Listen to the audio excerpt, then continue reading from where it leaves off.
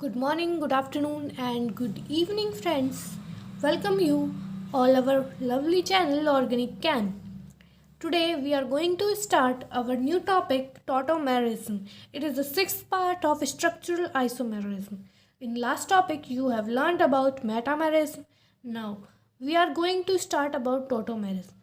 Tautomerism को कीटो इनॉल isomerism भी कहा जाता है क्योंकि ये इनॉल फॉर्म से कीटो फॉर्म और कीटो फॉर्म से इनॉल फॉर्म में कन्वर्ट होने की प्रोसेस के दौरान ये आइसोमेरिज्म पाया जाता है। इसमें हाइड्रोजन अपनी पोजीशन चेंज करता है। ये इकलौता एक आइसोमेरिज्म का टाइप है जिसमें हाइड्रोजन अपनी पोजीशन चेंज करता है, वरना किसी भी आइसोमेरिज्म में हाइड्रोजन अपनी पोजीशन कभी चेंज नहीं करता है। ये बात आपको ध्यान में रखनी है क्योंकि टॉटोमेरिज्म को कहीं भी पहचानने का सिर्फ यही एक बहुत अच्छा और आसान तरीका है। ठीक है, अब देखो हमने क्या करा। हमारे पास ये ग्रुप है, हमें इसको टॉटोमराइज कराना है। तो हमने यहाँ से CH3 ग्रुप से एक हाइड्रोजन ली, उसको ऑक्सीजन के पास भेजा। तो ऑक्सीजन के पास तो एक लोन पेयर है ही, उसने ये बॉन्ड यहाँ तोड़ा और हमारे पास इनॉल फॉर्म बन गई। तो हमने इसे कीटो फॉर्म से इनॉल फॉर्म में कन्वर्ट कर दिया। ओके, अब हमारी this is inter convertible functional isomerism or tautomerism. तो टॉटोमेरिज्म जैसे कि मैंने आपको पहले भी बताया है कि कीटो इनॉल फॉर्म होती है, मतलब कीटो फॉर्म से इनॉल फॉर्म और इनॉल फॉर्म से कीटो फॉर्म स्टेबिलिटी के ऑर्डर में। अगर आपकी इनॉल फॉर्म ज़्यादा स्टेबल है तो आप कीटो फॉर्म को इनॉल में कन्वर्ट करेंगे या वो ऑटोमेटिकली रिएक्शन सिस्टम में कन्वर्ट हो जाएगी। और अगर आपका कीटो फॉर्म ज़्यादा स्टेबल है तो इनॉल फॉर्म कीटो में कन्वर्ट हो जाएगी ऑटोमेटिकली। अब एक एग्जाम्पल के तौर पे हम ये स्टार्ट करते हैं। CH3CH2CO, हमें इसे यहाँ से यहाँ कन्वर्ट करना है। ओके, और यहाँ से यहाँ। तो आप पहले इन दोनों को देखकर बताइए कि क्या कि ये टॉटोमराइज हुए हैं। इट्स अप टू यू, आपको बताना है कि ये टॉटोमराइज हुए हैं क्या।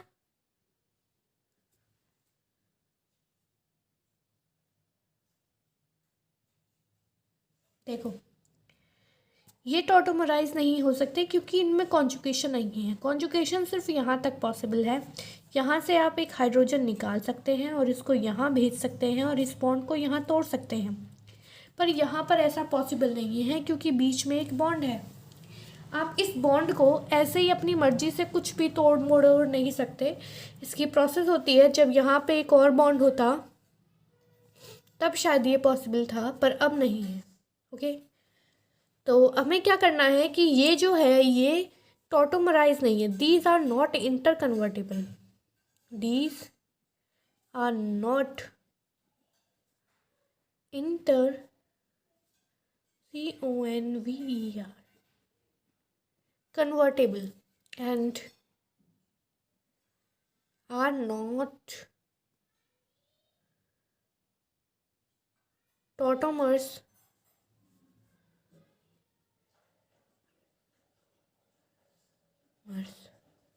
ठीक है, बट इन्हें फंक्शनल आइसोमर कहा जा सकता है एक तरीके से, बट ये टॉटोमर्स नहीं है।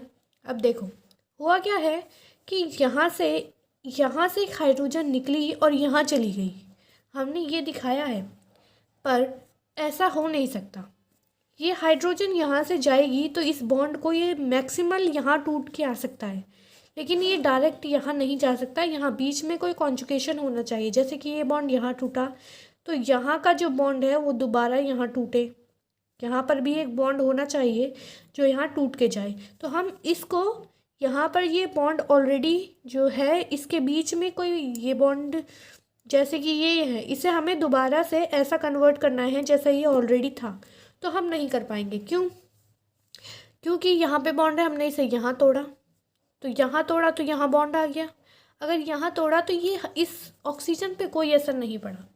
ये ऑक्सीजन एज इट इज़ है क्योंकि इसको कोई इलेक्ट्रॉन नहीं मिला, ना ये डबल बॉन्ड बना रही है। और डबल बॉन्ड नहीं बना रही है तो इसका मतलब ये हाइड्रोजन जो है, ये ऑक्सीजन, ये कीटोन फॉर्म में नहीं कन्वर्ट हो सकती, इसलिए ये टॉटोमेरिज्म नहीं है। बट यहाँ पे देखो ये है, आप इस बॉन्ड को यहाँ तोड़ेंगे, तो इसको इलेक्ट्रॉन मिलेंगे और ये जो हाइड्रोजन है ये वापस निकल के यहाँ जा सकती है। ओके, तो ये बहुत आसान तरीका है बनाने का। आपको बस क्या करना है, जैसे मैं एक एग्जांपल देकर बताती हूँ फिर से।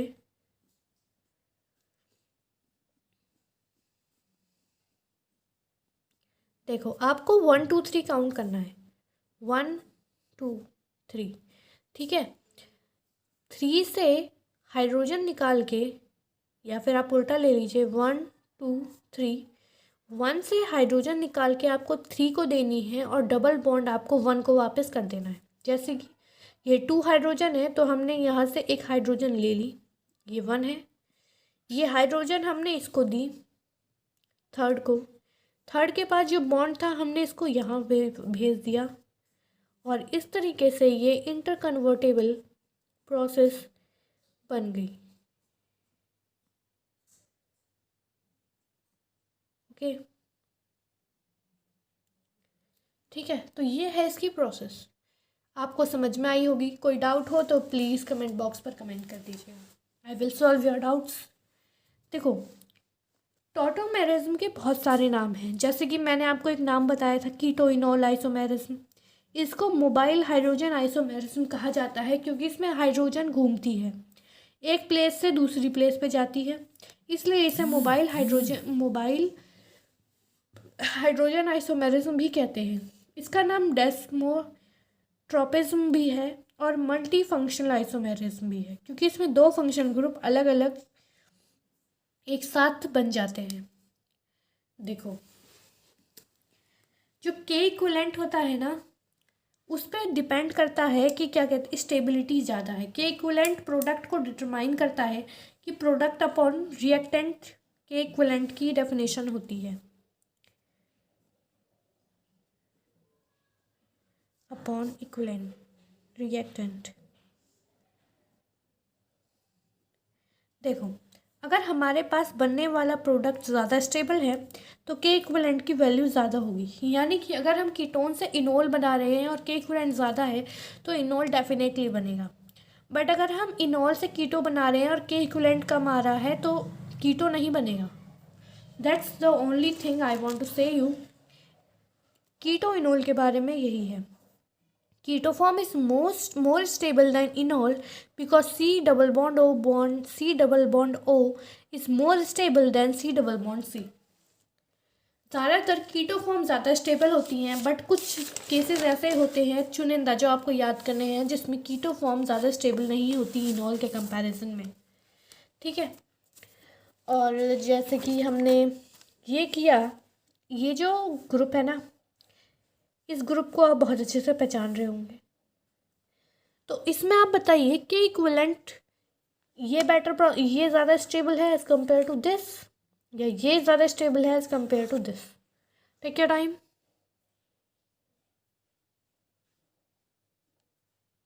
Now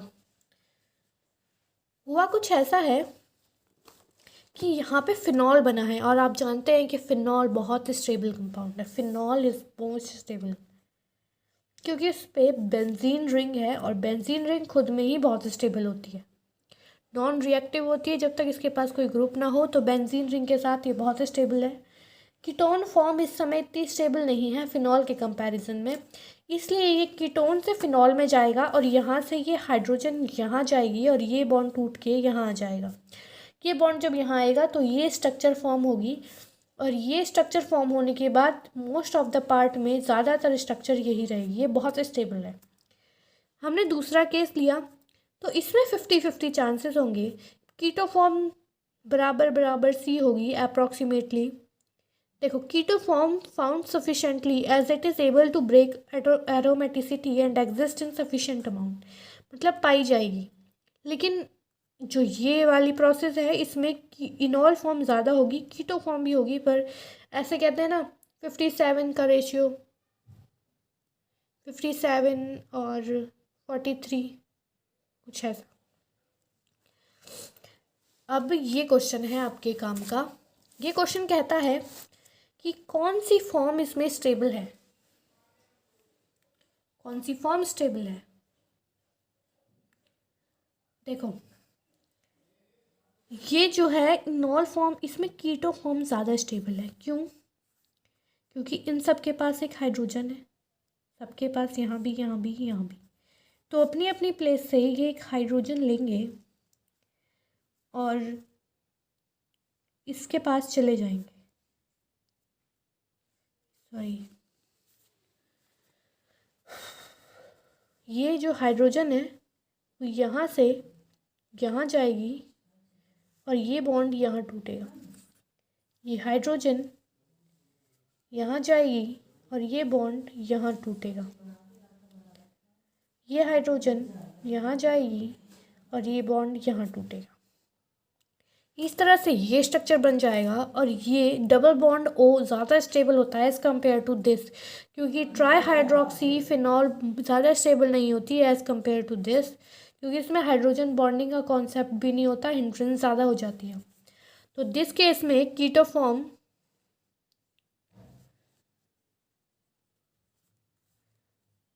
more stable than in all form.